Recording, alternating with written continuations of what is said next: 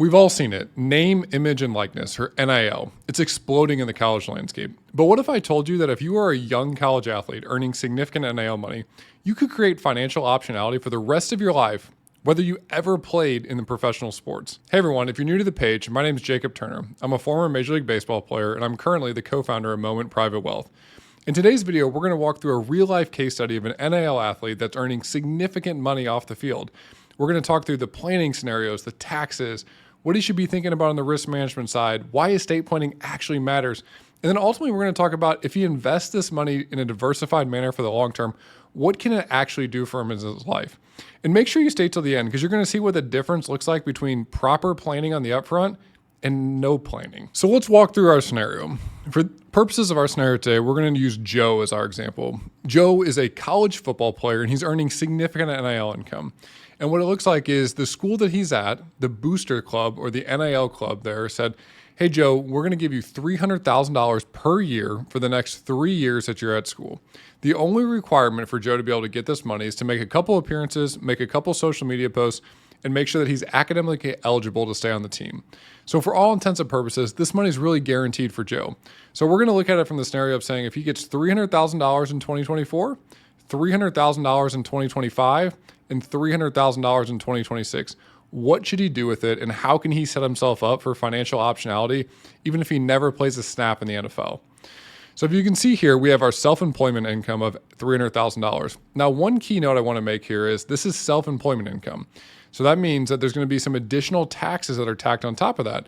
Because for Joe, because he's self-employed and he's making this money as off-the-field income, he's going to pay both sides of self-employment taxes. So this is going to be a really important thing for us to think about because this also means that there's some additional things that we can take advantage of in terms of different tax strategies, which we're going to talk about here in a second. So the next thing that we need to think about is how should Joe be saving this money? And what we said from a baseline standpoint here is if we had $300,000 coming in, we would recommend that Joe has a taxable savings of about $75,000. So when I say taxable, that means it's going into a brokerage account. It's going to be invested for the long term. The next thing that we want to do is we want to make sure that we're maxing out Joe's Roth IRA. Now, Joe's going to make too much money to contribute directly to a Roth IRA, but he can do what's called a backdoor Roth IRA. So this is something that we like to do with a lot of our high income athletes. The next thing that Joe can contribute to is a solo 401k. So it's a lot like you think. A 401k is something that's sponsored by a company. And the only difference with a solo 401k is because Joe isn't employed by a company, he's essentially employed by himself, he can open what's called a solo 401k. Now, the benefit of that is Joe can contribute the employee side and the employer side. And what that means is he can contribute up to $69,000 in 2024 and get a tax deduction on the entire portion of that. So we're going to recommend that we contribute all $69,000 of that. And then the last contribution that we have making is we have about $40,000 just going towards his emergency fund. And the reason why I think this is important is it's really important for an athlete to understand that life is going to change a lot from 18 to 21, from 21 to 25, from 25 to 30. We want to start building up what we would call as our war chest or our emergency fund bucket, just to make sure that we have additional money there if life changes, if expenses come up, if we decide we want to make a big purchase. The next thing that we're going to look at is what is our expenses. So remember, Joe is in school. So he's going to have some expenses, but a lot of the expenses that we normally think about in day-to-day life are going to be taken care of by the team or by the school. So we're recommending that Joe spends about $4,000 a month or $48,000 per year. Now remember, in this calculation, a lot of Joe's food's taken care of, a lot of his travel costs are taken care of, his housing's taken care of. So $4,000 a month, while it might not seem like a ton of money, that's a really good lifestyle when you have some of those major expenses that are taken care of. Now that we have a baseline of what our goals, what our income, and what our savings is going to look like, now I'm going to show you what we are actually going to show our athlete clients. And the reason why I say the difference between what we just talked about back there versus what we're actually going to show the clients is we want to be able to show some of this in a more simplified fashion. So a lot of these numbers that we talked about are from previous conversations that we've had with Joe. We know that he wants to make sure that he's maximizing this money. We've agreed on that spending rate of about $4,000 per month. But now I want to be able to show this into him in a form, really in a picture format that he's going to be able to really resonate with. So what we're looking at here is this is a visual format of what we just talked about. This is what we call our cash flow map. What you can see here on the left-hand side is we have our $300,000 of self-employment income or the NIL income that Joe's going to be earning in 2024. We can see on the very top, the red section is our expenses. We have about $48,000 budgeted in or $4,000 per month. Our initial tax estimates estimate that Joe's going to be paying about $61,000 in taxes. Now, what I want to reiterate is we're going to talk a little bit deeper about tax planning here in a second. This is just our initial calculation of saying, okay, base model says we might owe about $60-ish thousand in taxes. We have our planned savings of about $76,000. And when I say planned savings, this is really the money that's going to be going towards retirement savings. So think our longest term money. We have $69,000 that's going into that solo 401k, and we have $7,000 that's going into the Roth IRA. Now remember, the Roth IRA, we're doing it a backdoor Roth IRA strategy because Joe's going to be over the traditional income limits to contribute directly to a Roth IRA. And then we have our net cash flow saved of $114,000. Now remember, we had some portion of this going towards our taxable money, which is going to be invested for growth. And then we also had a large portion of this going towards our emergency fund. Because again, we don't know what life's going to look like in the future, but we want to make sure that we have money that's also invested for growth and also invested for the short term so we know that we have money there in case things come up, expenses, big purchases. So we've discussed a little bit about how we think about the income planning of this, how some taxes are going to come into play, but now I really want to dive into what does tax planning actually look like and why do I talk so much about it and how is it such a big deal for an NIL athlete like Joe? So what I'm going to show you guys on the next page is I'm going to show you guys what it looks like in terms of if we do no planning at all. Joe just earns this money. He's not working with a financial team that understands what he's going through versus if we do proactive tax planning, what can we actually save him in taxes? All right, so this is where I really get to nerd out on taxes. And really, I do this because I love to be able to save athletes money in taxes. I know how hard it is to make money in professional sports or an NIL, so I want to make sure that we're maximizing what these players are getting in their pocket. So if we take a look here, on the left-hand side, we have a 2024 scenario. If we did no planning at all, Joe just earns this money versus on 2024 scenario where we do the planning. We do the tax planning up front and we think about what are all the deductions we can take, what are the accounts we can contribute to, and at the end, we're going to be able to show you guys how much we actually saved him in taxes. So as you can see here, as we scroll down, we have our $300,000 in income. A couple things to look at here. We have deductible self-employment tax. Now, remember how I said that because Joe's earning this money off the field, self-employment taxes are going to be a huge part of this. The next thing that we have on here is self-employed plans. So as you can see on our no planning section, we have zero deduction versus on our planning section, we have $69,000. The difference there is we made that contribution to the solo 401k account of $69,000. That means that Joe's going to be able to reduce his taxable income or pay less money in taxes because of that contribution. And you can see how that works out down here. The other deduction that we have here is $15,000. So what is that $15,000? Well, agent fees from money that you earn from the team are not deductible anymore. This changed with the Trump tax cuts in 2017, but NIL income or off the field income, 1099 money, is still deductible. So what we always want to do is we want to make sure we're going to the agent and saying, hey, what did they pay you guys to negotiate this NIL contract? That can be anywhere in the range from 5% to 20%. In this scenario, we said it was 5%. So that 5% on the $300,000 is $15,000. That's a deduction we can take against the taxes. So you can see here with the no planning, all we took was the Schedule 1 deductions of the self-employment tax. It gives us an adjusted gross income, or the way I like to think about this is what the money that you're actually going to pay taxes on. No planning, we're going to pay taxes on $285,000. With the planning, we're going to pay taxes on $201,000. So we've already got deductions of about $84,000 more by doing some planning. So what does this actually look like from a tax perspective? If we continue to scroll down here, we can see we're also going to have our QBI. QBI stands for Qualified Business Income Deduction. The reason why we're going to have QBI is because, again, think of Joe as his own business entity. He's going to be able to take QBI in the business. So what does this actually look like in terms of a tax perspective? As we continue to scroll down here, you can see here at the bottom, we have our total taxes. With no planning, our total taxes are $82,000. So out of our $300,000 we earned, we got taxed on $285,000 of it, and we paid a total tax of $82,000, almost $83,000. Means our marginal tax bracket, or the tax bracket that we were actually in, was the 32% bracket. Versus on the flip side, with the planning, we paid $58,000 in taxes. And our marginal tax bracket, or the tax bracket that we were in, was 24%.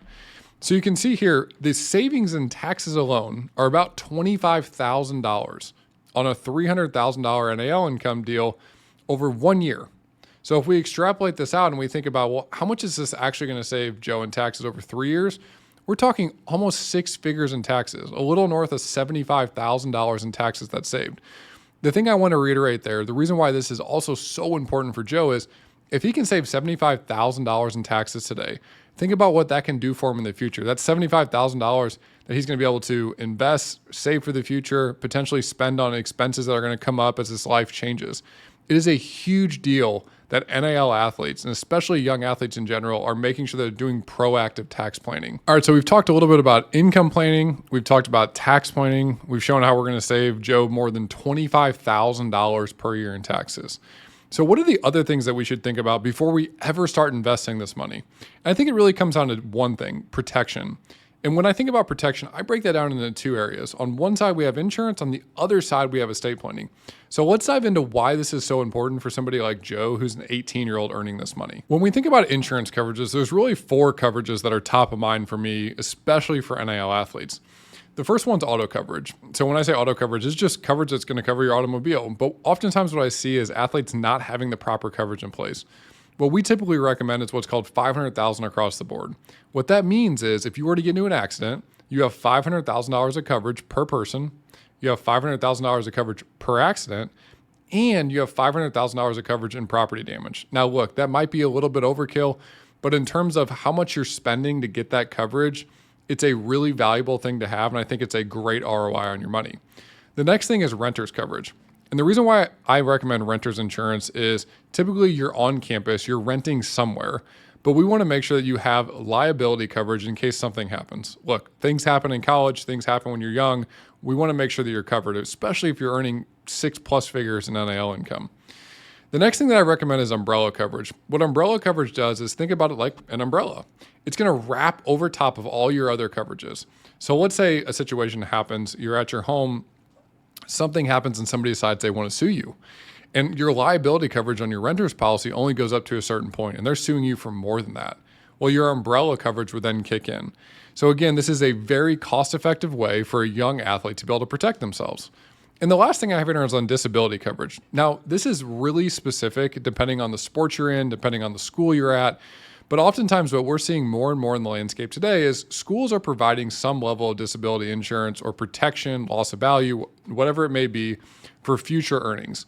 But you need to make sure you understand what the school is providing. And then also my recommendation is always understand if I want to get more of that coverage and I want to pay for it myself, how much would it be and where can I go to get that?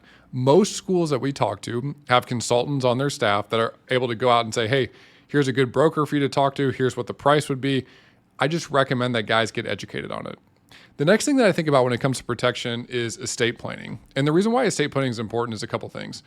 What you can see here is there's really 3 things that come into play when it comes to estate planning, especially for an 18-year-old. When you turn 18, you are a legal adult.